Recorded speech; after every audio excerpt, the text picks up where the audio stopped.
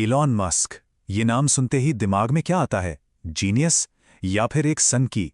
दुनिया के सबसे ताकतवर लोगों में से एक, लेकिन उतने ही बड़े एक पहेली। आज हम इसी पहेली की परतों को खोलने वाले हैं। अब जरा इस नंबर पर गौर कीजिए। 404.2 बिलियन डॉलर।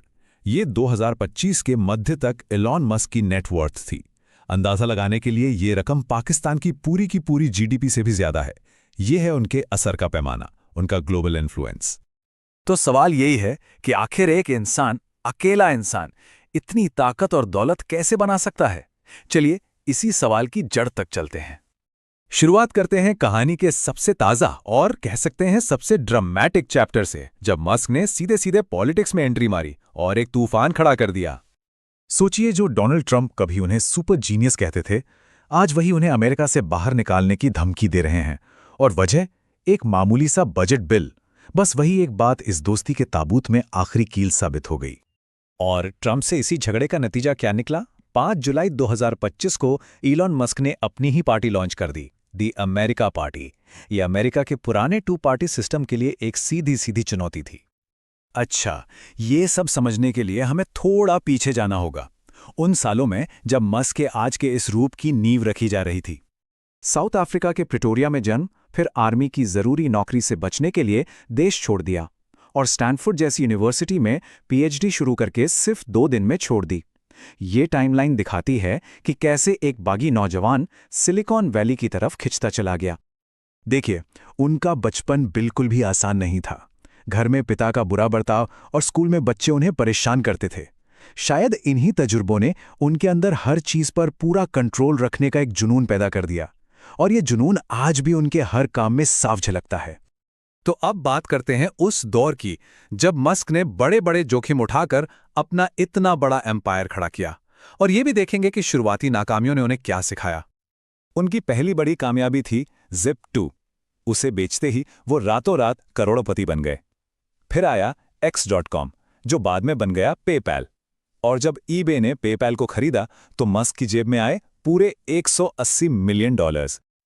लेकिन पेपैल में उन्हें एक ऐसा सबक मिला जो वो शायद ही कभी भूले होंगे। सोचिए, वो अपने हनीमून पर थे और पीछे से बोर्ड ने उन्हें सीईओ की कुर्सी से ही हटा दिया। बस इसी धोखे ने तय कर दिया कि उनकी अगली कंपनियां, मतलब स्पेसएक्स और टेस्ला, ऐसी बनेंगी कि उन्हें कोई कभी हटा ना सके। पावर हमेशा उनके हाथ में रहे। मस्क की एक खासियत है, वो कंपनी को दांव पर लगाने वाले रिस्क लेते हैं। स्पेसएक्स के पहले 3 रॉकेट लॉन्च, तीनों फेल। कंपनी दिवालिया होने के कगार पर थी। लेकिन फिर 2008 में चौथा लॉन्च कामयाब हुआ और उसने सब कुछ बदल कर रख दिया। और अब आते हैं उनके अब तक के सबसे बड़े दांव पर, ट्विटर को खरीदना। देखिए, यह सिर्फ एक सोशल मीडिया कंपनी खरीदने का सौदा नहीं था, ये पावर और इन्फ्लुएंस का खेल था। $44 बिलियन, इतनी बड़ी कीमत चुकाई मस्क ने ट्विटर के लिए। जाहिर है, सवाल तो उठेगा ही कि सिर्फ एक सोशल मीडिया प्लेटफॉर्म के लिए इतना पैसा क्यों? असली मकसद क्या था? एक्स के पीछे की स्ट्रैटेजी को समझना जरूरी है। कई लेयर्स हैं इसमें। स्टेप 1, प्लेटफॉर्म खरीदो। स्टेप 2, जो बातें हो रही हैं यानी नैरेटिव, उसे कंट्रोल करो। फिर उसे एक्स नाम देकर रीब्रांड करो। उसके बाद यूजर्स के डेटा से अपनी एआई कंपनी को फीड करो। और आखिरी मकसद, इसी ताकत को पॉलिटिकल पावर में बदलो। और हुआ भी यही। मस्क ने ट्रंप का अकाउंट वापस शुरू किया, उनकी कैंपेन को $280 मिलियन डोनेट किए, और देखते ही देखते एक्स डोनाल्ड ट्रंप का मेगाफोन बन गया, जिसने चुनाव पर सीधा असर डाला। तो अब हम इस पूरे एनालिसिस के आखिरी हिस्से पर आते हैं, जहां हम इलॉन मस्क के अंदर के विरोधाभासों को, उनके पैराडॉक्स को समझने की कोशिश करेंगे।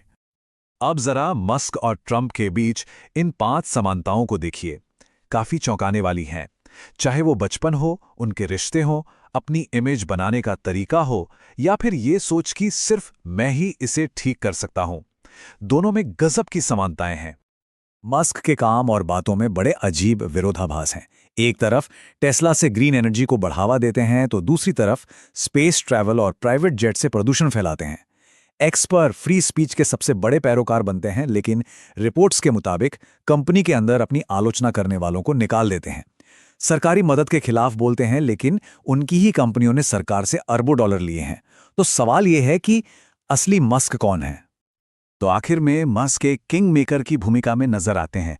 किंग मेकर वो होता है जो खुद चुनाव नहीं लड़ता, लेकिन अपनी ताकत से किसी और को लीडर बना देता है। और आज के दौर में जब डेटा ही किंग है, तो जिसके पास पूरी दुनिया का डेटा हो, वही तो असली किंग मेकर है।